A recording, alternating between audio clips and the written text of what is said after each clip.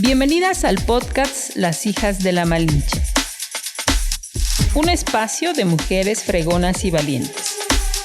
Por Marisol Fernández, una producción de Revista Momento. ¿Cuidar de tu rostro ha sido un reto para ti? Flowage, suero hidratante, repara, humecta y regenera la piel de forma instantánea. Hidrata a profundidad, rellena y reduce las líneas de expresión. Formulado estratégicamente con ácido hialurónico, colágeno, elastina y aloe vera, brindándote hidratación profunda mediante un mismo producto.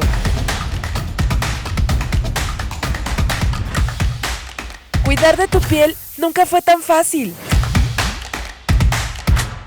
Hola, ¿cómo están? Pues estamos una vez más aquí en nuestros estudios, en nuestras oficinas, en Apizaco, Tlaxcala, y hoy estoy muy contenta porque iniciamos nuestra temporada número 8. La verdad es que han pasado gran cantidad de mujeres por este espacio, un espacio que desde un inicio lo teníamos muy claro, que era para puras mujeres fregonas y valientes que desde su trinchera están haciendo un trabajo extraordinario, y hoy no es la excepción. Y la verdad es que me da mucho gusto que esté con nosotros porque tengo el gusto de conocerla, porque justo estuvo en una edición especial de mujeres que hacemos en la revista impresa y que fue una edición para mí muy importante. Les voy a decir por qué.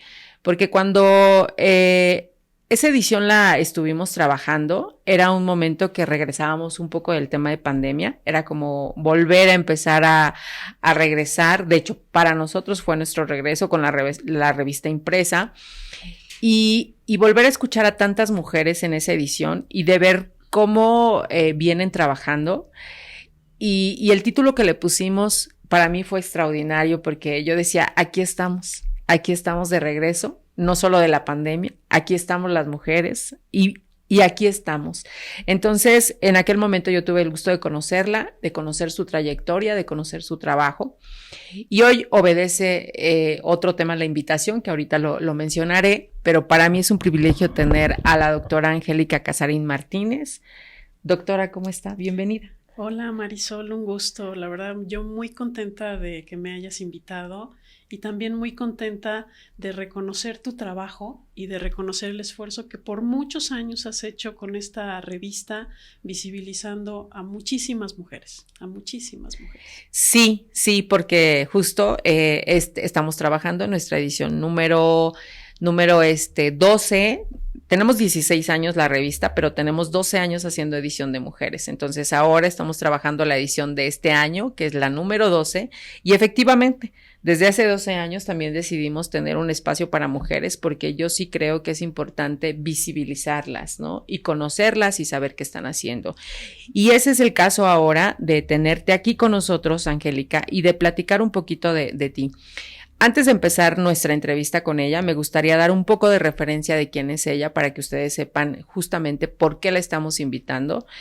Y quizá no voy a leer todo porque aunque no es mucho, pero obviamente es muy importante que ustedes sepan justamente cuál ha sido su trayectoria. Ella es doctora en Desarrollo Regional por el Colegio de Tlaxcala AC, es miembro del CNI, ¿así? Es SNI. Sistema Nacional de Investigadores. Ok, de CONACYT, ha sido presidenta del Colegio de Tlaxcala, que fue ahí justo donde estuvo en nuestra edición especial como presidenta, de marzo del 2019 a septiembre del 2021. Ha sido presidenta de la Sociedad Mexicana de Estudios Electorales AC, actualmente es directora del Centro de Estudios Políticos y Sociales del Colegio de Tlaxcala. Profesora investigadora adscrita al Centro de Estudios Políticos y Sociales y coordinadora del doctorado en Gobierno y Desarrollo de la misma institución, investigadora visitante en el Latin American Caribbean Studies Center. Ok. Y miren, les voy a decir, tiene artículos científicos, obviamente como toda una académica, pues debe sí o sí tener este tipo de aportaciones. También tiene un libro que se llama Las culturas políticas de las y los mexicanos y capítulos del libro como Sistema Anticorrupción, una construcción de lo nacional a lo local, el caso mexicano. Pero, ¿por qué ella está en este momento con nosotros? Más allá de toda la preparación académica que tiene y que ya tiene una trayectoria bastante importante, fíjense que en días pasados se hizo la presentación de un libro, por eso vamos a platicar con ella. Solamente quiero dejar sobre la mesa el nombre del libro, que se llama Género y Políticas Públicas para el Desarrollo de Tlaxcala. Entonces, creo que es muy importante hablar de él y sobre todo, creo, por los tiempos políticos que también se vienen en nuestro estado. Y vale la pena hablarlo, ponerlo sobre la mesa, decir para qué y por qué se tiene que leer este tipo de lecturas, ¿no? Pero antes de entrar de lleno a este libro, que me parece una aportación muy importante, no solo hablando de la parte local, sino hay una referencia también internacional, ¿no?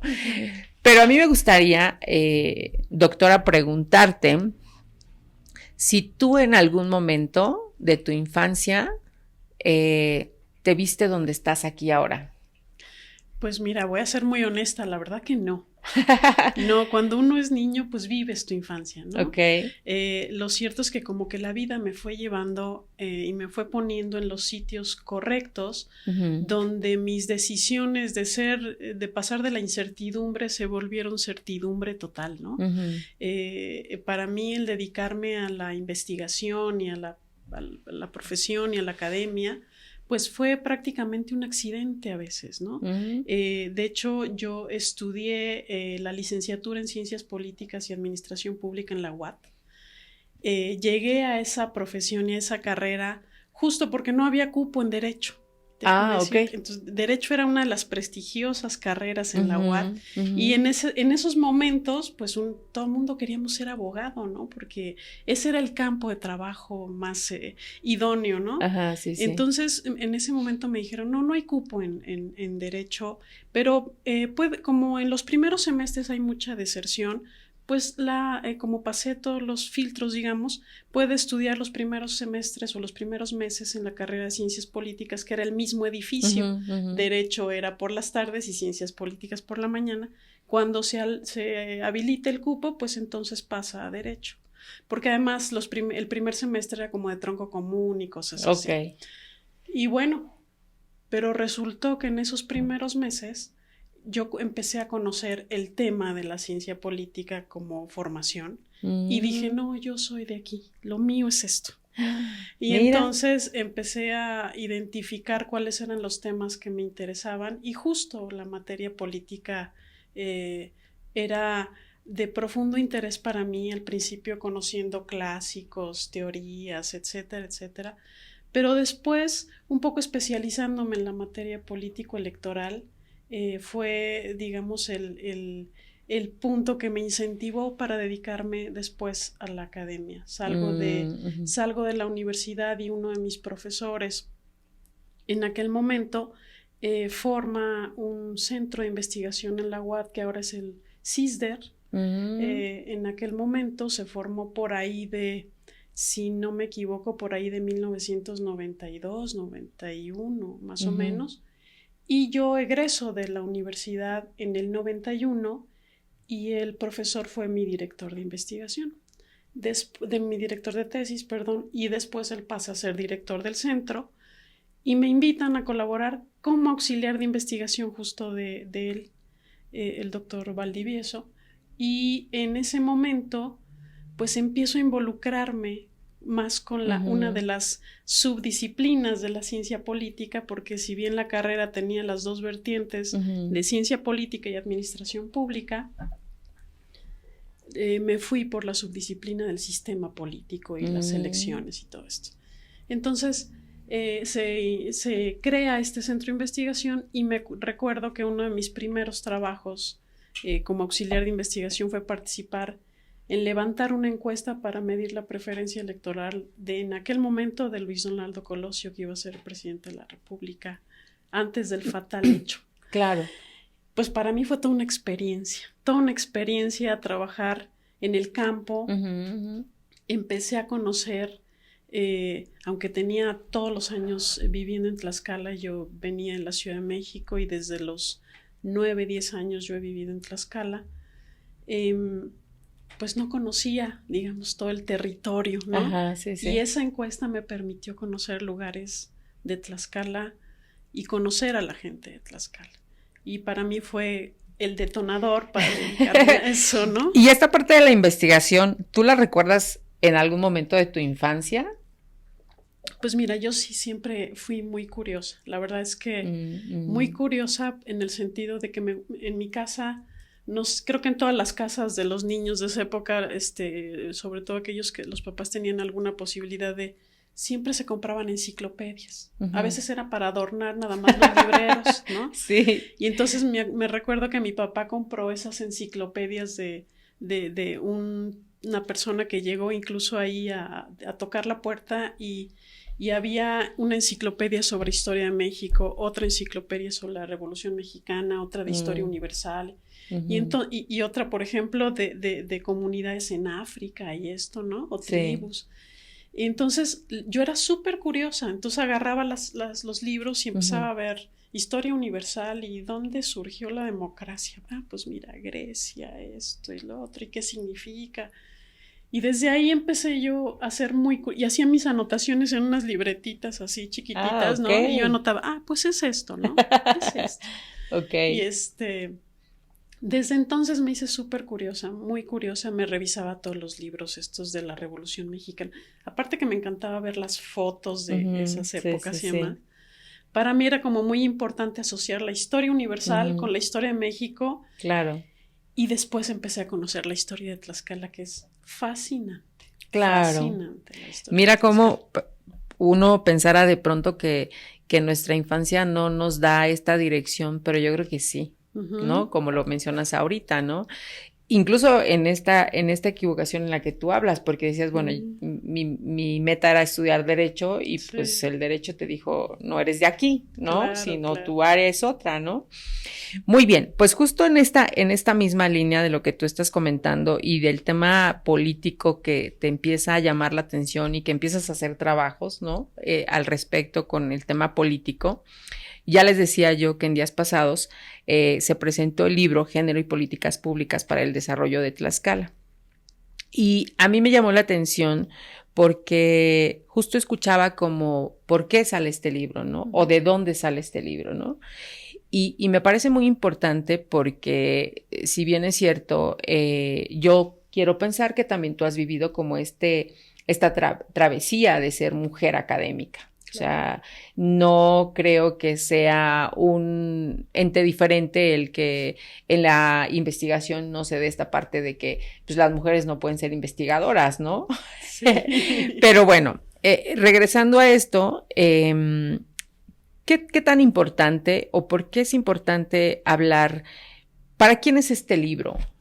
Mira, la iniciativa del libro fue producto de estos trabajos que realiza el Observatorio de Participación Política de la Mujer en Tlaxcala, que es una entidad creada incluso en el periodo anterior, en el sexenio anterior, donde participan instituciones como el Tribunal Electoral de Tlaxcala, el Instituto Estatal de la Mujer, el Instituto Tlaxcalteca de Elecciones, y estas entidades y sus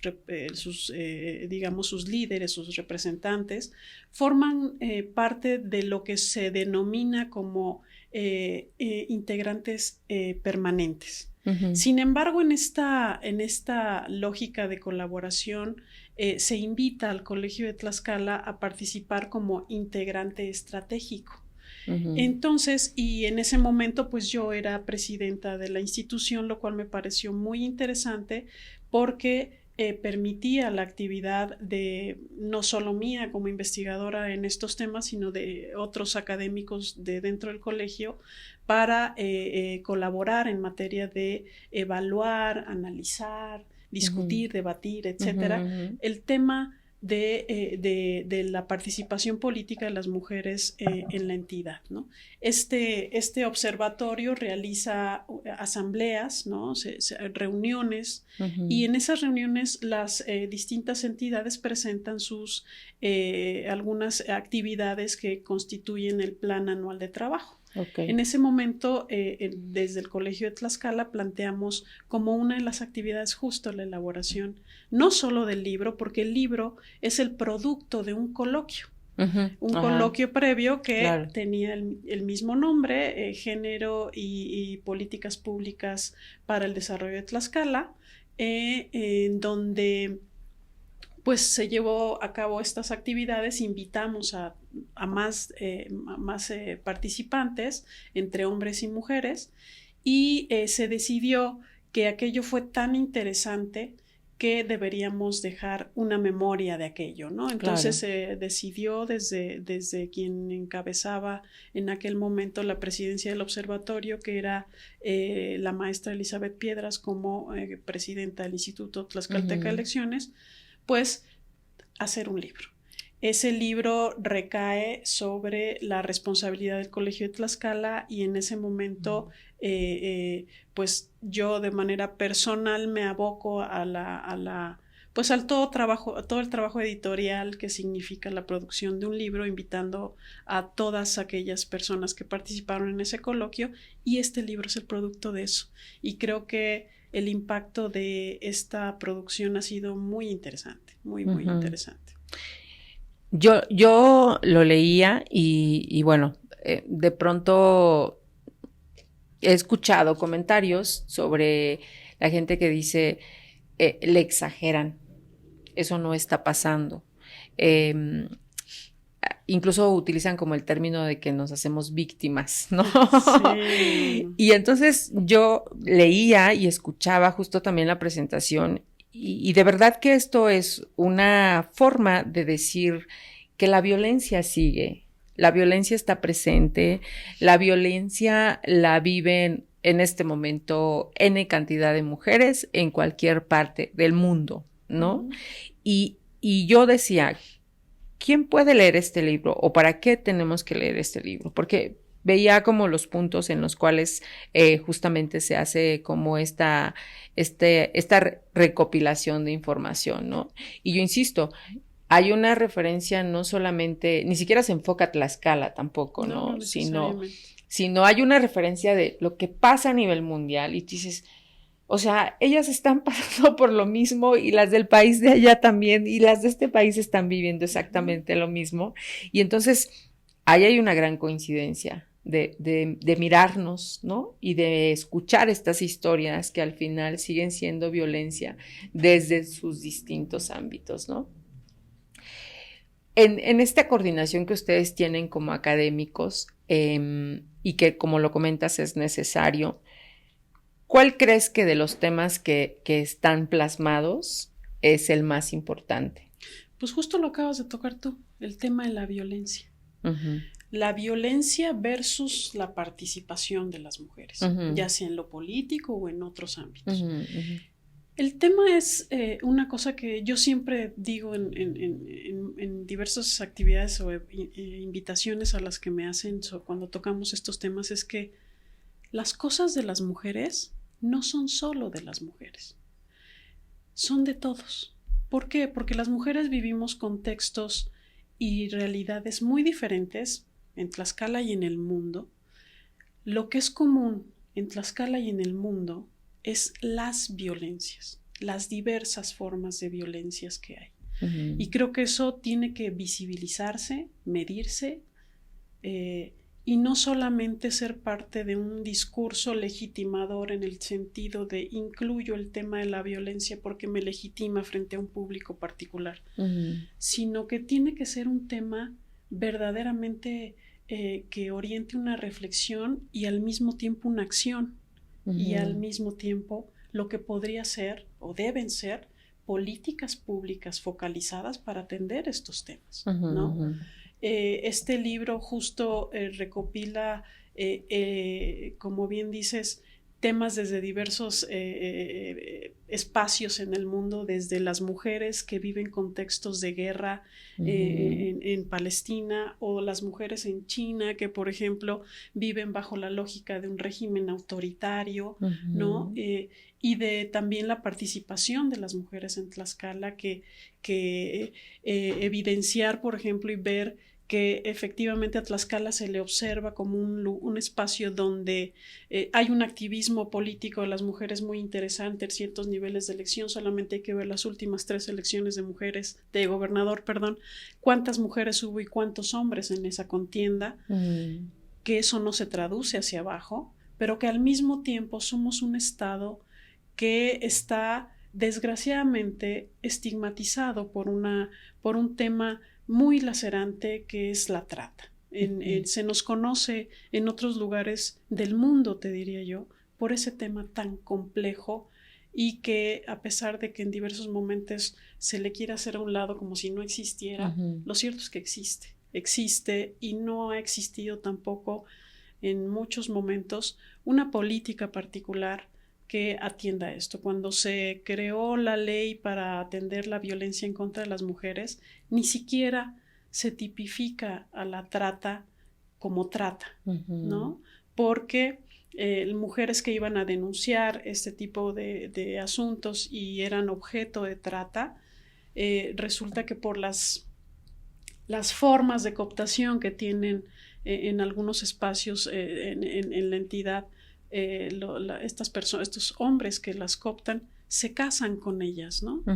Y entonces lo que denuncian en términos de violencia, pues es violencia doméstica, cuando en realidad no lo es. Entonces creo que este libro no solamente nos muestra esas realidades internacionales, sino que nos muestra la realidad de lo que vivimos las mujeres en muchos momentos, porque creo que un altísimo porcentaje, yo creo que alguna mujer que diga que no ha vivido un momento de violencia, a lo mejor lo está ocultando tal vez, pero la violencia que vivimos en diversos espacios, momentos de nuestra vida, etcétera, es más que evidente, y creo que eso, un libro como este, muestra esa realidad que debemos tener presente todo el tiempo. Y ¿sabes por qué? Porque, como esto que te decían, no solo son cosas de mujeres, sino que además las mujeres representamos a nivel mundial un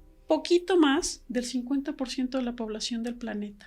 Sí. Exacto. Entonces, imagínate en términos de justicia social, decir que no vivimos, que esto no existe, que nos victimizamos. O que incluso hasta hay momentos en que se revictimiza a las propias mujeres.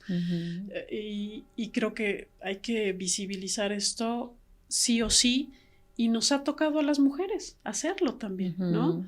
Porque, por mencionarte un ejemplo, cuando se hizo la aprobación de la reforma en materia de equidad 50-50 para que la participación política de las mujeres, ¿quiénes empujaron esa iniciativa? Pues un grupo enorme de mujeres y algunos hombres, y se logra esto del 50-50, y a nivel mundial uno revisa prácticamente al otro día de promulgada la reforma que México sube en el ranking de ahora resulta que somos un país con justicia y que hay una representación 50-50 en materia política. Pero eso lo empiezas a hacer como el desmenuce del análisis de eso, y eso no es así, no es necesariamente así. Claro. De hecho, justo yo desde un inicio en las ediciones especiales, y no sé si recordarás, Angélica, que justo una de las preguntas que hacemos en estas ediciones es poner el tema de la violencia sobre la mesa, ¿no? Claro. Porque yo sí creo que sigue existiendo, y como tú dices, en todas estas ediciones no ha habido una sola mujer que diga que no lo ha vivido. Claro. Y la ha vivido desde cualquier ámbito, psicológica, social, económica, política, la que le puedas encontrar, ahí está. Y se manifiesta, ¿no? Entonces, sí, obviamente que justo este libro nos habla de estas violencias que viven en otros países, de estas mujeres que también están padeciendo la violencia, no solo porque son mujeres, ¿no? Sino porque el contexto también, que donde están a las orillas tener más violencias, y pareciera que tienes una condición para decir, a ver, te tocan más de las normales, ¿no? Sí. Es impresionante cómo se habla de este tema, ¿no? Pero ya que sabemos que este tema sigue, justo creo que este es el pretexto para decir que tenemos que seguir trabajando al respecto, ¿no? Porque hacia allá va el camino de este libro, ¿no? En el sentido de, primero, y yo insisto, escuchar estas historias, pero después ver cómo al final, y esa era creo que una de las partes en las que también concluye el libro, de ver cómo las mujeres se agrupan y de ver cómo las mujeres trabajan, porque como tú decías, ¿quién empujó este 50-50? Pues las mujeres, ¿no? Claro. ¿Quién ha empujado toda esta lucha de lograr espacios? Yo sí reconozco que seguramente tú y yo estamos aquí sentadas por el trabajo y la lucha de muchas mujeres, ¿no? Que nos permitieron estar y de ir a la escuela, de terminar una carrera, de hacer una maestría, un doctorado, etcétera, etcétera, ¿no? Y esas condiciones que nos permiten a nosotros, pues hay muchas mujeres que no las tienen, que claro, están buscando ahí. Y si nos enfocamos al tema que en este momento se va a vivir en el estado de Tlaxcala, que es un tema político, en donde de verdad muchas mujeres no participan porque no las consideran aptas para estar en un cargo político, así lo ven y así les dicen. Y yo he escuchado y sigo escuchando en las conversaciones de las mujeres no quieren participar, las mujeres no les dicen, como lo dice el libro, sí, las mujeres están para estar en la casa, ¿no? No para hacer política. Y entonces, ¿qué hay en la academia, aparte de esta colaboración, de seguir proponiendo, de seguir buscando este tipo de espacios de reflexiones que se hace en este caso a través de un libro y de cómo también hablarles a ellos, ¿no? De cómo decirles que para nosotros es importante estar presentes y estar aquí en el ámbito donde nos encontremos, pero estar haciendo algo al respecto. Sí, justo mira, ahora que estabas comentando esto de las experiencias, en algún momento también de mi vida me tocó participar como consejera de la Junta Electoral del Instituto Nacional Electoral en un periodo electoral y me sorprendía mucho escuchar en ese contexto de las juntas ordinarias que se hacían a un representante de un partido político que justo se sentaba junto a mí, me decía, tenía poquito que se había acabado de promulgar esta ley de 50-50 que fue en el 2014 y me decía, yo le decía, bueno, es que tiene que haber mucha más participación de las mujeres, no obligada por la ley, sino natural. Claro, de manera orgánica. Orgánica, ¿no? Claro, en el sentido de existimos, ¿no? Quiero. Y me decía este representante, es que no hay mujeres. Así me lo decía, y entonces yo le decía, y yo decía, bueno, somos fantasmas las que estamos aquí, o qué, ¿no? Pero eso nos habla de la forma en la que nos invisibilizan. No existimos para el otro, ¿no? No existen nuestras necesidades, no existen nuestros intereses, mucho menos nos creen capaces de participar, de opinar, de ser creativas, de proponer cosas, ¿no? Entonces, creo que efectivamente esto que mencionas, pues es una labor de picar piedra desde la Francia aquella, cuando Olimpia de Gauche dijo, si tengo derecho a subir al cadalso, pues también tengo derecho a expresar mi manifestación y mi interés por votar por aquellos que me van a gobernar, ¿no? Eso persiste aún todavía, ¿no? El voto se ha universalizado en el mundo, ¿no? Ahora existe el derecho civil y político de poder participar. Sin embargo, las estructuras de poder, los entes y los actores políticos, los partidos políticos, siguen buscando las maneras o las vías cortas los caminos cortos para que no participen las mujeres, ¿no? Claro. En materia política te podría decir, por ejemplo, que aún a pesar de que existe esa ley aprobada, pues los partidos decían, bueno, ¿dónde vamos? Como ahora tengo la obligación de postular mujeres a las candidaturas y si no las postulo hasta puedo perder el registro, ¿cómo voy a hacer? Voy a poner una mujer a que contienda en espacios y niveles de elección donde sé que va a perder y no me causa mayor conflicto, no me impacta electoralmente. Entonces, esa era una de las cosas. Otras era que, por ejemplo, los partidos políticos recibían presupuesto para fomentar la participación, formación, capacitación y participación política de las mujeres. Y en algún momento, no sé si recordarás tal vez que fue incluso una nota bastante escandalosa que un partido político decidió gastarse el presupuesto comprándole mandiles a las mujeres, ¿no? Entonces uno dice, qué barbaridad, ¿no? Qué insulto, qué violencia, ¿no? En realidad es una violencia. Entonces, no solo desde la academia, estos libros no solamente son para gente especializada en los temas electorales. Yo creo que son espacios de oportunidad donde las mujeres podemos conocer otras realidades, pero al mismo tiempo darnos cuenta de la propia, ¿no? En Tlaxcala, por ejemplo, existe y todavía persiste en algunas regiones, sobre todo rurales en nuestra entidad, donde tú sabes que para la participación en las mesas de directivas de casilla, pues se insacula a los participantes. Y me recuerdo un caso donde una mujer fue electa para ser presidenta de esa mesa. Teníamos que visitarla para invitarla a que participara en la mesa y que le tocaba, digamos, darle una capacitación para su actividad en el día de la elección. Y salió el esposo y nos dijo, ella no va a ir, y además ni siquiera le permitió interactuar con nosotros. Ella estaba dentro de la casa y no le permitió interactuar porque no le daba permiso, nos dijo literal. No tiene permiso para participar en eso.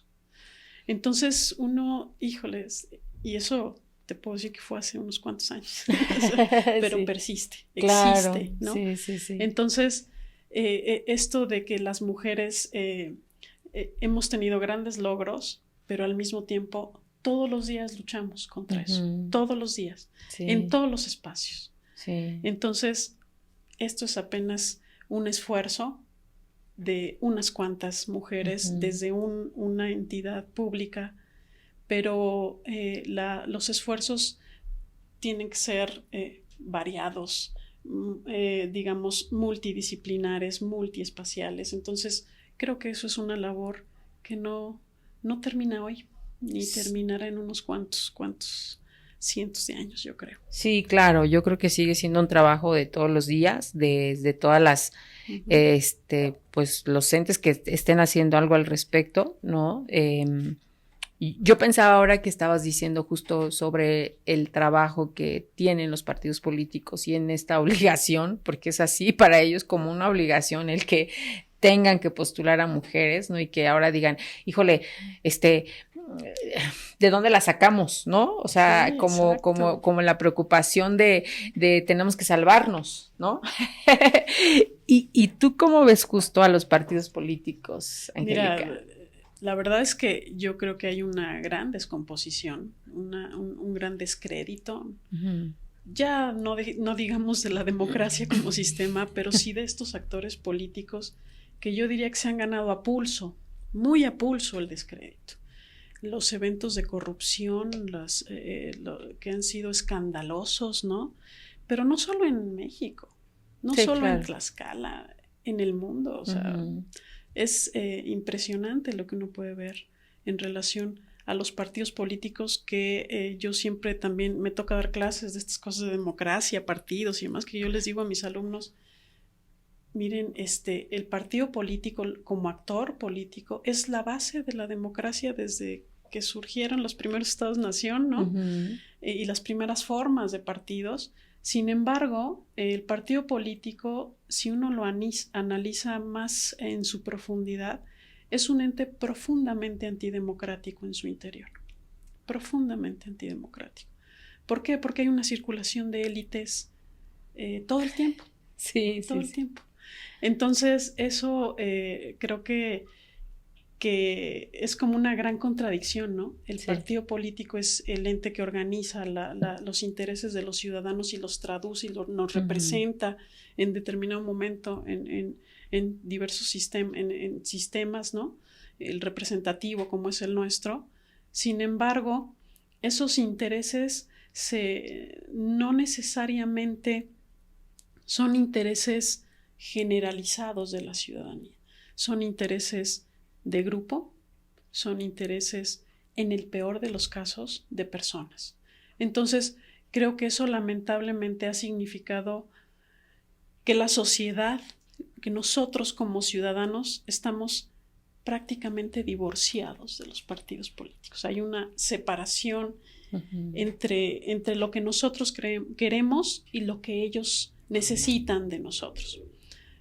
Tú puedes preguntarle a cualquier ciudadano, oiga, ¿usted va a votar? Pues, sí, pero nada más vienen por el voto hoy y mañana no se aparecen, ¿no? Ya les di mi voto, mi credencial de elector, porque además la piden, y mañana no se aparecen por aquí, ¿no? Y entonces todas las necesidades de la comunidad, que en el mejor de los casos son de infraestructura urbana, de mejoramiento de las calles, etcétera, pues ni siquiera las miran, ¿no? O sea, ellos... en algún momento un alumno me decía, es que ¿sabe qué, doctora? La mejor vía para hacerse rico en este país es participar en un partido político, hacerse candidato y después llegar al cargo. Y después empezar a escalar en el cargo, en los cargos, ¿no? Y pues el cargo más importante es el que te hace más rico, decía este alumno, ¿no? Entonces yo decía, qué reflexión. Sí, su lógica, ¿no? Su lógica.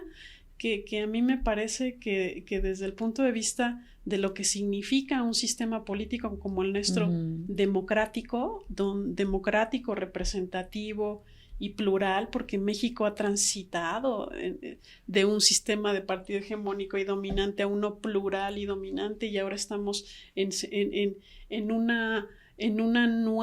un nuevo contexto donde algunos estudiosos de la materia electoral incluso lo califican como una regresión a un partido único, que si uno ve los datos así puros y duros, pues efectivamente hay una dominancia de un partido en este momento. Entonces creo que eso nos habla de la disfuncionalidad de nuestros partidos políticos. Deja el descrédito, deja los escándalos, demás, sino no están siendo útiles para aquello para lo que efectivamente fueron creados, ¿no? No nos representan en algún sentido. No encuentras sobre todo en esto que viene, por ejemplo, en Tlaxcala, ¿no? Que viene pronto una elección donde encontramos alianzas contra natura, ¿no? Donde encuentras partidos con ideología en sus propios estatutos, con una lógica progresista, ¿no? Aliados a partidos de derecha, ultraconservadores, ¿no? Entonces a mí me gustaría ver, por ejemplo, cómo van a ser las discusiones entre estas dos plataformas, digamos, sobre temas tan importantes como el aborto, por ejemplo, ¿no? Entonces, te habla de cómo el interés de los partidos políticos se ha convertido única y exclusivamente en ganar a costa de lo que sea. No importa que tú pienses distinto que yo, no importa que seamos diferentes, es ganar. Ganar a costa de lo que sea, y tristemente aquí estamos las mujeres. O sea, en esta parte y en este jugar y en este ganar, porque yo sí recuerdo, justamente como en una de las ediciones que hicimos de mujeres, una presidenta municipal decía, es que ellos piensan que solamente nosotros somos para acarrear votos, ¿no? O para juntar gente.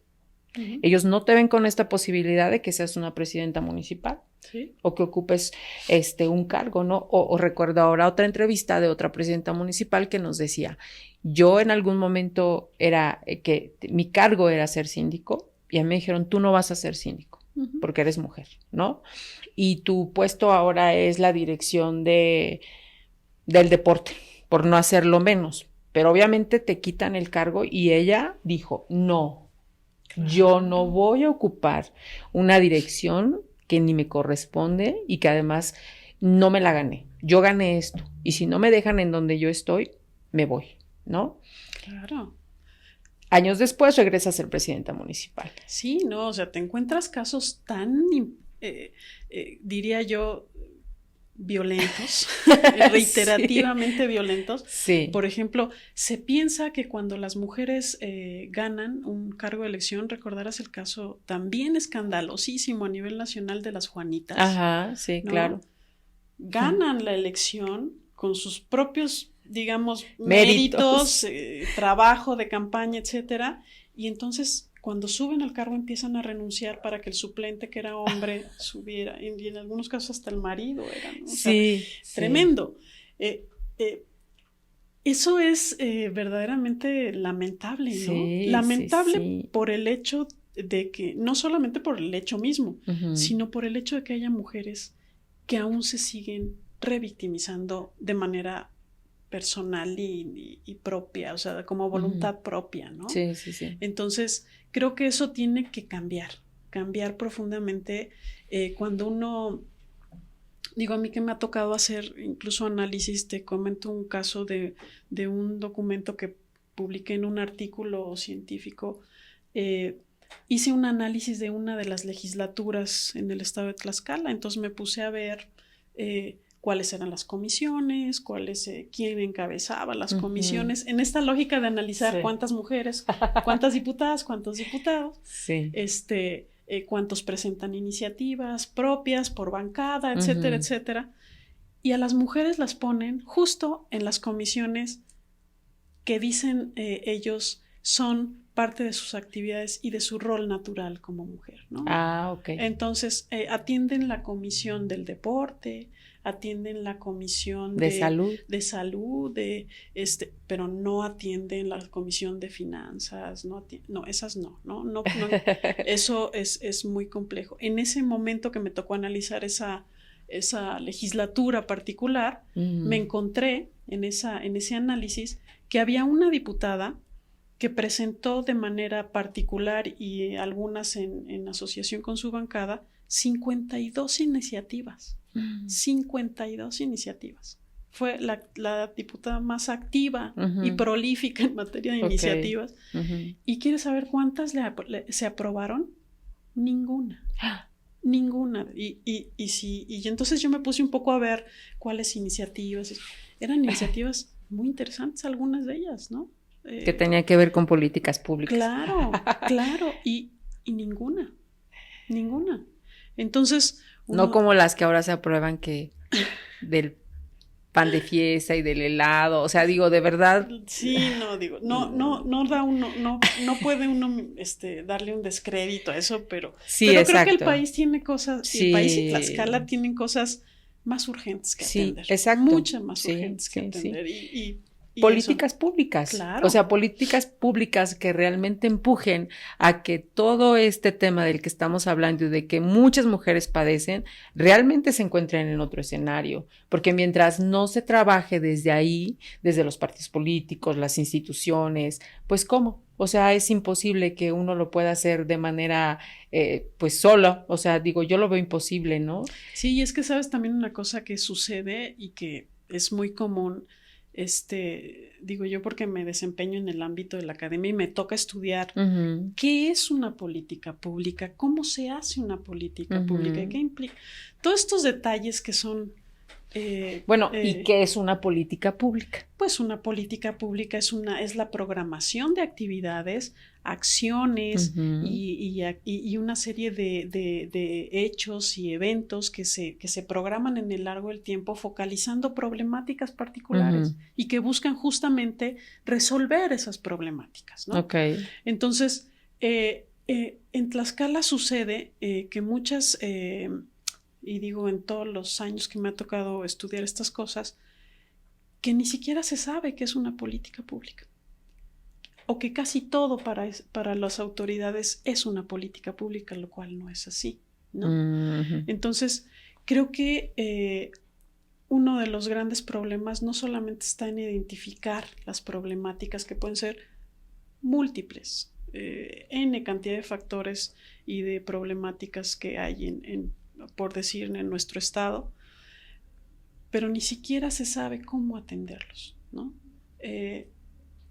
A ver, por ejemplo, me tocó alguna vez hacer trabajo de campo en un municipio X donde se reunió a los presidentes de comunidad que tenemos en Tlaxcala, este cuarto nivel de gobierno tan importante. Y entonces llegaban los presidentes de comunidad y se les preguntaba a ver cuáles son sus problemáticas, que manifiesten cuáles... ¿Sabe qué? Quiero internet en mi comunidad, ¿no?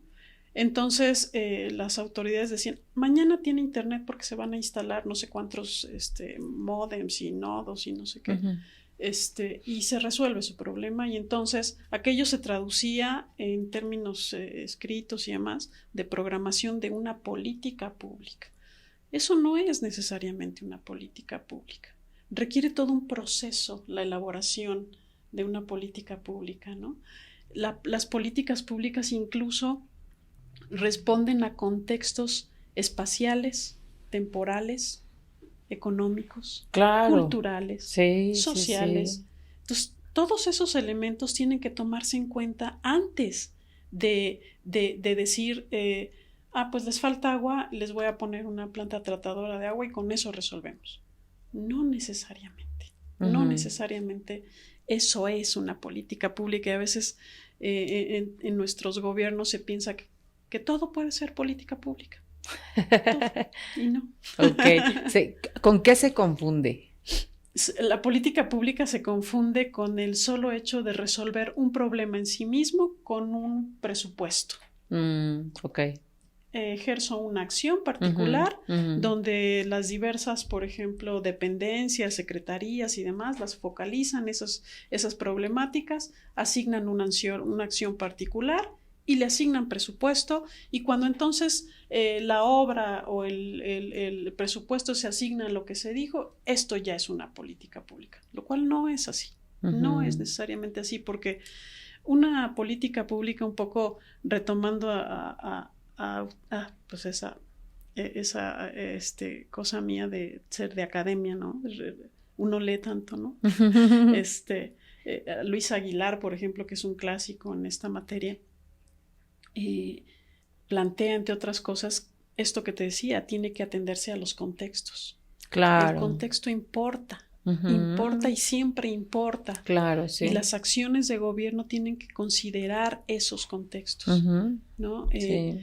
Por ejemplo, por decirte una cosa, tú te recordarás el tema del proceso de municipalización en 1995-96 en Tlaxcala, donde se crearon 16 nuevos municipios de pronto. Ajá. En menos de 3 meses en Tlaxcala pasamos de 44 a 60 municipios, cuando en el país no se habían creado más de 5 municipios en un lapso de tiempo enorme, ¿no? En Tlaxcala eso hubiera significado, si se hubiera planeado correctamente, no solamente una serie de aspectos de carácter normativo, sino de atender contextos, y no al revés como fue, ¿no?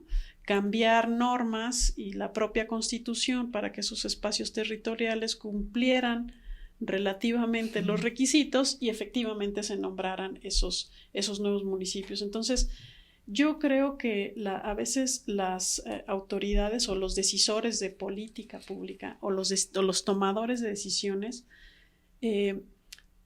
no toman en cuenta estas cosas, ¿no? Y en el peor de los casos, lo que toman en cuenta es la permanencia en el poder o la permanencia en los cargos, y ahora que en México existe la reelección, ¿no? Que yo digo, ya uno de los estandartes de la revolución era la no reelección, pues ahora ya nosotros ya estamos trabajando en contra, pues justamente ese es uno de los propósitos, ¿no? Mantenerse y permanecer en esa lógica de que las estructuras de poder son las que pues tienen el control, ¿no? Claro. Y creo que hay un desconocimiento en relación a lo que son las políticas públicas y sobre todo a que las acciones en sí mismas no son solo políticas públicas, ¿no? ¿Cómo podríamos nosotros, desde donde estás tú, desde donde están incluso las otras mujeres que también estuvieron en la presentación de este libro y que son 2 mujeres que hoy en día tienen una participación muy importante en el Estado, pero cómo podemos hacer justamente para que realmente este libro lo podamos leer, pero no solamente quedarnos en esta lectura, sino de seguir acompañando a más mujeres, motivando a más mujeres? ¿Cómo hacerle? Mira, en principio te diría que quien quiera leer el libro está alojado, fue hecho en formato electrónico y se encuentra en la página del colegio de Tlaxcala, que en una sección en el menú podrán encontrar una parte que dice biblioteca y ahí en ese submenú hay una que dice repositorio y ahí pueden encontrar ese libro que está en un formato PDF, lo pueden bajar completito y es gratuito y lo pueden leer, ¿no? Hay otras más publicaciones del colegio. El colegio, pues, es un centro de investigación, se dedica a esas cosas. Pero yo, ¿cómo te diría que podemos o que pueden las mujeres y podemos en general nosotras también como mujeres seguir empujando este tipo de actividades? Pues identificando primero y reconociendo que estas realidades existen, que estas realidades persisten, que las violencias persisten y que no solamente tienen que ver con el espacio político o electoral. Hay violencias de muchas formas, hay espacios que se pensaría que están libres de violencia. Yo mencionaba que, por ejemplo, el espacio de nosotros, que es donde estoy actualmente, el espacio académico, se piensa que es el más equitativo y no necesariamente tampoco, ¿no? Entonces, creo que un primer paso es reconocer que esto no es un tema acabado ni superado. El país tiene datos muy lacerantes, diría yo, en esta materia y que hay que reconocerlos. Y en función de eso, en función de ese reconocimiento, hay que actuar para atenderlos. No solo visibilizarlos y venir a actividades como esta y decir, las mujeres sufrimos todo el tiempo, sí, pero ¿qué vamos a hacer en contra de eso? Y creo que una de las formas de atender esto es justo esa organización. La forma en que las mujeres se organizan. Cuando las mujeres se organizan y son solidarias, son imbatibles, creo yo. Son imbatibles, ¿no? Sí, entonces, porque son perseverantes en su objetivo. Sí. Entonces, creo que es una de las maneras de lograrlo, y la organización de las mujeres se da desde el espacio más recóndito, los espacios rurales, comunales, hasta espacios mucho más, digamos, visibles en zonas urbanas o en distintos disciplinarios, la academia, las profesionistas, las empresarias, etcétera, etcétera. Creo que hay que organizarse, hay que organizar a las mujeres y hay mujeres brillantes.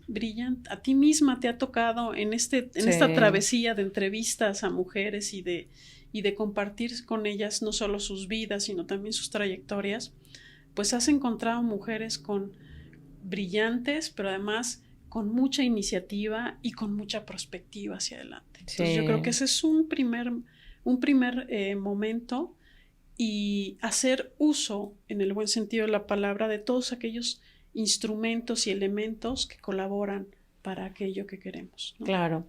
Y como para ir cerrando esta parte de lo que corresponde al libro, hay una parte que ustedes mencionan también como a materia de conclusión, es de qué manera podemos involucrar a los varones. O sea, de qué manera podemos invitarlos, de qué manera podemos compartirles. ¿Cómo sería esa parte para dirigirnos con ellos? Mira, yo creo que también es muy importante que los varones entiendan que la lucha que realizan las mujeres o que realizamos las mujeres desde nuestros distintos espacios no es en contra de ellos, no es contra ellos. Cuando hablamos de equidad de género, estamos hablando de igualdad de obligaciones y derechos. No estamos hablando, o como en esta percepción, diría yo, un poco errada de lo que es el feminismo, en el sentido de que las mujeres por encima de los hombres. Así claro. En nivel, no. La idea es la complementariedad, porque el mundo, la propia naturaleza implica esa complementariedad. Entonces, yo creo que es muy importante que los hombres sepan y entiendan que no es que los querramos desaparecer del planeta, ¿no? Porque algunos hasta dicen, uy, las mujeres, ¿no? No, lo que queremos es complementariedad y reconocimiento y en ese sentido la invitación a que construyamos juntos, ¿no? Juntos una sociedad en donde ambos podemos tener derechos, obligaciones, compartir obligaciones, ¿no? Y que eso signifique encaminar a nuestras sociedades a sociedades más justas, más equitativas, más tolerantes, ¿no? Sí. Entonces, en la medida en que los hombres no se sientan agredidos por nosotras, ¿no? No los estamos agrediendo, los estamos invitando a que participen de nuestro ímpetu para construir juntos y que el hecho de pensar en nosotras como un enemigo a vencer, como un gran colectivo y enemigo a vencer, pues no debería ser lo correcto, ¿no? Claro. Somos una sociedad y en ese sentido la aspiración de la sociedad en el mundo y de todas las sociedades, pues son contextos de calidad democrática, de tolerancia, de respeto, ¿no? Pero eso no lo hacemos solo las mujeres. También es la otra parte de población del planeta, ¿no? Claro. ¿Tú recordarás quiénes son las mujeres o algunas de las que estuvieron presentes para poder hacer esta compilación de información? Sí, en el libro colaboran la doctora Aide Hernández, que es una académica de la Universidad de Guanajuato, está la doctora Ivonne Campos, que ella colabora con un capítulo que trabaja el tema de China, está la doctora Fernanda Vázquez, está también la doctora Laura Collin, que es una investigadora también del Colegio de Tlaxcala y que trabajó todo el tema de la política alimentaria y algunas otras investigadoras también que colaboran en esta publicación y que desde esos distintos espacios analizan la política pública desde la visión de las mujeres, ¿no? Sí, que eso es importante, esta mirada de las mujeres y que también son expertas en el tema, ¿no? Claro. Que vale la pena, ¿no? Pues yo creo que sería importante que pues esta invitación no es para que lo lean las mujeres, sino es para que también lo lean los hombres, ¿no? Claro. Y si se puede hacer, a veces no lo hacemos o no lo convocamos, pero como ustedes bien lo decían en la presentación, es un libro que invita a la discusión, ¿no? Y que invita a la reflexión también, porque tener estas miradas de otros países y luego ver también el contexto en el que nosotros también nos encontramos, creo que esa es la forma de cómo podemos también avanzar en esta igualdad que nosotros estamos buscando, ¿no? Y que también ustedes como varones vean por qué es pues esta presencia y este trabajo que hay de muchas mujeres, no solamente las activistas, sino desde cualquier ámbito están haciendo un trabajo y que no necesariamente les llaman activistas. Yo veía este trabajo de las viudas, ¿no? Decía, sí, no son activistas, pero ahí están haciendo su trabajo para que se les reconozca y para que sean vistas como seres humanas, ¿no? Así de sencillo. Entonces, pues, ya nos decía doctora Angélica, el libro está en el portal del Colegio de Tlaxcala, que fue pues un ejecutor de poder hacer esta ya compilación de información y ahí lo pueden seguir. Pero ¿cómo te pueden seguir a ti? ¿Dónde te pueden encontrar? Por si te quieren invitar a una conferencia, no sé, a una charla. Gracias. Bueno, pues de hecho yo soy, como sabes, profesora investigadora del Colegio de Tlaxcala. Actualmente tengo el honor de dirigir el Centro de Estudios Políticos Sociales del colegio. El colegio tiene 3 centros de investigación. Okay. Uno de ellos es el de Estudios Políticos y Sociales, está el de Medio Ambiente y hay otro sobre Desarrollo Regional. En el Colegio de Tlaxcala es donde me pueden ubicar. Yo ahí estoy permanentemente, mi trabajo es ahí todos los días. Tengo Instagram y ahí en la propia página del colegio está mi correo electrónico que es angelica.casarin.mtz@coltlax.edu.mx. Okay. Y con muchísimo gusto, me dará muchísimo gusto interactuar en otros espacios sobre estos temas que son de constante discusión y de importante reflexión, no solo para las mujeres, porque a veces uno asiste a eventos como este y te das cuenta que a eventos donde se convoca para participar y para conferencias o temas de mujeres, las que asisten son las mujeres y unos cuantos hombres. Uh-huh. Entonces, invitemos a la sociedad, hombres y mujeres, porque sí, claro. Yo reiteraría, los temas de mujeres no son solo de mujeres, son de todos. Así es. Bueno, doctora, no quiero dejarte ir sin que nos respondas algunas de nuestras cartas que ya tenemos en el podcast de las hijas de la Malinche. Entonces, si me quieres escoger 3 cartas y ya me las pasas y te hago las preguntas. Ok, mira, esta. Ok. Esta. Ok, bueno, vamos a ver. Dice, ¿cuál es tu miedo más grande y qué beneficio te ha dado en el pasado? Mi miedo más grande. En algún momento creo que uno de mis miedos más grandes fue no cumplir las expectativas o lo que se esperaba de mí.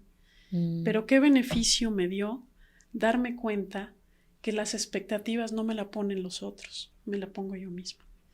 Entonces, mis expectativas siempre las cumplo. Y creo que respecto a mí, estoy muy satisfecha con lo que he sido a lo largo de mi historia y lo que seguramente seré en adelante. Ok, muy bien. Bueno, viene muy relacionada a la siguiente. Dice, si supieras que no vas a fallar, ¿qué intentarías? Intentaría probablemente generar un espacio de reflexión desde el medio en el que me desempeño, que es el académico, un espacio de reflexión donde efectivamente haya un reconocimiento para las mujeres, no solo académicas, sino en general, de la importancia de la participación de las mujeres, no solo en la política porque sea mi tema, sino la participación de las mujeres. Uh-huh. Y creo que eso, en algún sentido, probablemente he estado logrando algunas cosas, porque en el centro de investigación que me toca el honor de dirigir, hay más investigadoras que investigadores. Pero ha habido una complementariedad tan interesante de construcción, de respeto para el trabajo, donde estamos constantemente proponiendo actividades, conferencias, eventos, seminarios, y en breve, yo diría que el lunes, una maestría que está por salir la convocatoria, una maestría en Gobierno, Gestión y Democracia, adscrita justo a este centro, que ha sido el esfuerzo de los investigadores e investigadoras de este centro. Creo que construir esos espacios que desde mi espacio laboral y profesional permiten continuar formando hombres y mujeres que se orienten a estas reflexiones más críticas y más constructivas para nuestra sociedad. Creo que para mí eso es un logro importante. Ok.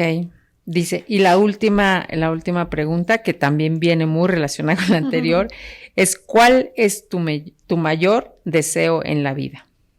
Pues mira, mi mayor deseo en la vida creo que es el mismo de todos, la felicidad, ¿no? O sea, la felicidad no solamente en la medición que hacen muchas instituciones, sino la felicidad desde mis distintos espacios de vida, personal y profesional. Creo que las actividades profesionales te hacen feliz, te dan satisfacciones, pero también la vida personal. La vida personal y tener una familia que te arropa, que te acompaña, el orgullo de tener un hijo profesionista, ¿no? Entonces, creo que esas cosas son las que suman a lo que debe ser el objetivo de la vida, en este caso mío, que es la felicidad. Ay, qué bonito. Bueno, pues yo creo que nada más por último, no me queda más que pedirte desde tu formación, desde todo este conocimiento que tienes, obviamente muy enfocado al tema de la política, ¿qué mensaje le darías a las mujeres? Y sobre todo a aquellas que en este momento las están invitando o que ya decidieron participar o que llevan también varios años participando, porque muchas llevan muchos años participando y que de pronto tienen como este temor de de darse la vuelta y no participar. Sí, me tocaba escuchar casos tremendos, ¿no? De mujeres que a pesar de sus propios intereses de participar, se retraían por los diversos contextos. Yo, ¿sabes? Siempre les diría y les invito a que se atrevan a participar, que se atrevan reconociéndose como mujeres capaces, con conocimientos y también con debilidades, porque también con nuestras características casi fisiológicas, efectivamente nos hacen mujeres en algún sentido frágiles físicamente, pero no débiles, como se nos dice, ¿no? El sexo débil. No somos el sexo débil. Entonces yo diría que se atrevan, que no digan que no, que vayan, que participen y que al mismo tiempo se den cuenta que esa participación significa en algún sentido, y lo que también diría esta corriente feminista, lo que significa romper techos de cristal, dicen, ¿no? O despegarse de estos pisos de goma, que no son otra cosa más que las propias autocensuras que nos autoimponemos las mujeres, en el sentido de no puedo ser candidata, no puedo ser funcionaria pública, porque ¿quién lleva a mi hijo a la escuela? ¿No? O porque ¿quién le va a dar de comer a mi esposo? O porque si ese tipo de cosas actualmente creo que reconociendo la importancia de que las mujeres sí somos parte de una sociedad que debe ser necesariamente complementaria con los hombres, pues hay una, digamos, hay que compartir esas obligaciones y también disfrutar esos derechos y acompañar a las otras mujeres. Entonces que se atrevan, que no digan que no, porque todas pueden. Así es, seguro que todas pueden y aquellas que ya se atrevieron y que están, pues también a los varones les pedimos que las acompañen, que sean también su soporte, porque de verdad que es un trabajo, bueno, arduo esto de la política y sin duda, pues el acompañamiento también de ustedes es importante, ¿no? A mí no me queda más que agradecerte, Angélica, gracias por estar en este espacio, gracias por iniciar nuestra 8ª temporada, la verdad es que siempre es un honor tener a cada una de las que han pasado aquí.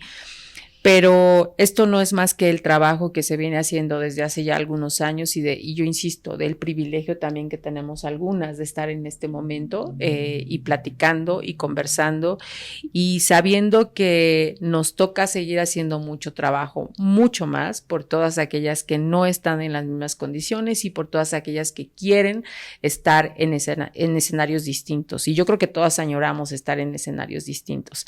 Así es que muchas gracias. No, muchas gracias a ti, Marisol, y de verdad te deseo en esta segunda etapa muchísimo éxito, porque el primero fue muy exitoso, ¿no? Entonces creo que tu espacio es el reflejo justo de esa posibilidad y de ese trabajo que mujeres como tú hacen, dándole micrófono a otras mujeres para que se conozca lo que hacen, lo que hacemos, y te deseo muchísimo éxito y te agradezco muchísimo la invitación. Creo que este ha sido un espacio donde entremezclas muy virtuosamente, diría yo, la vida personal que a veces uno no externa constantemente con la trayectoria profesional de cada una de las invitadas. Pues yo creo que, Angélica, es que eso somos. O sea, somos tan humanas, somos tan, que sí podemos, digo, yo creo que seguramente a ti te ven tan académica, tan profesional, y yo digo que nadie lo sea, pero